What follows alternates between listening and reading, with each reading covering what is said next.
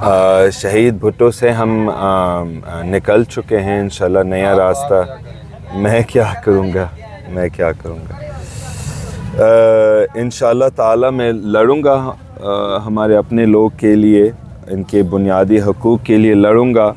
सियासत से भी पहले मैं लड़ रहा था हमारे लोगों के बुनियादी हकूक़ के लिए, चाहे वो अक़लियतों के हकूक़ थे या औरतों के हकूक़ थे।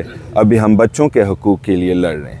पहले हम इसके बारे में सोच भी नहीं पा सकते थे कि हमें बच्चों के हकूक़ के लिए लड़ना पड़ेगा, मगर हम उसी हद तक पहुँच के, हम उसी पॉइंट तक पहुँच के, उसी नुक्ता तक पहुँच गए कि हमारे बच्चे भी महफूज नहीं, और हमें उनके हकूक़ के लिए लड़ना पड़ेगा कि हमारे बच्चे को आप महफूज जगह दे ताकि वो बच्चे ही रह सकते हैं।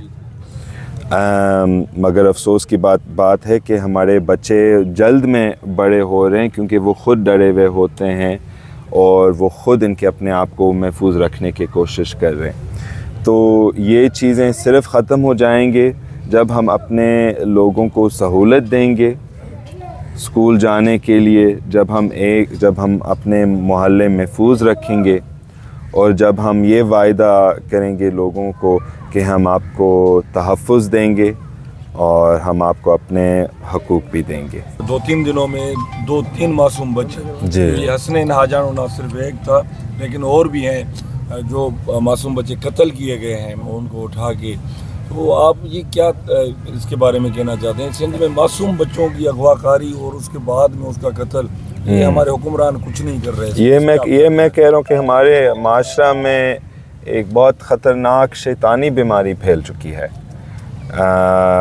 जिसके ऊपर हमें कंट्रोल रखना पड़ेगा जल्द से जल्द, और हमें सख्ती सज़ा दिलवाना पड़ेगा जो इस तरह के काम कर रहे हैं। जैसे आपने सही कहा कि चंद दिनों में 3 वाक़ये हुए हैं, ये तो कोई नॉर्मल वाली बात नहीं है, ये तो अजीब बात है, और यानी डिस्टर्बिंग भी है कि हम ये ख़बर सुन के सो नहीं पा सकते, और हमें वो वाला लड़काना चाहिए, वो वाला रत्तो डेरो चाहिए जिसमें हमारे बच्चे महफूज से इनके घर के बाहर खेल सकते हैं या इनके दोस्त के साथ स्कूल भी जा सकते हैं। और अभी तक सिंध गवर्नमेंट ने ये चीज़ें हमें नहीं दी गई हैं, बल्कि ये हमारे बुनियादी हकूक़ हैं।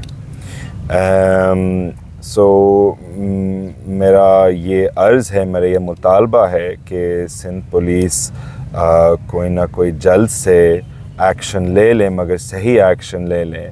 पहले भी आई थिंक ये दूसरा मरतबा है कि ये रत्तो डेरे में हुआ था। पहले दुआबड़ों का भी वाक़या हुआ था। मुझे याद है कि उसके चाचा, शायद उसके जो रिश्तेदार था, जो अंधा था मगर पढ़ा लिखा आदमी था, और उसकी मजबूरी थी कि वो भीख मांग रहे थे, क्योंकि हमारे सोसाइटी इस तरह के लोग को मौका नहीं देते हैं कि वो ऊपर जा सकते हैं। तो बहुत सारे डायरेक्शन से, बहुत कई रास्ते से रुकावटें हैं हमारे लोग के लिए। ना वो महफूज रह सकते हैं, ना वो मौका का फ़ायदे ले सकते हैं कि वो ज़िंदगी में आगे जा सकें, और हमारे बच्चे भी, हमारे 3 साल के बच्चे, हमारे 2 साल के बच्चे भी हमारे मोहल्ले में महफूज नहीं होते हैं। तो ये अफ़सोस की बात है, और अगर हमारी सोसाइटी इस पे नाराज़ नहीं है तो हमें सब नाराज़ होना चाहिए, हमें सब गुस्सा में होना चाहिए कि जो भी मेरा भाई का बच्चा है वो मेरा भी बच्चा है।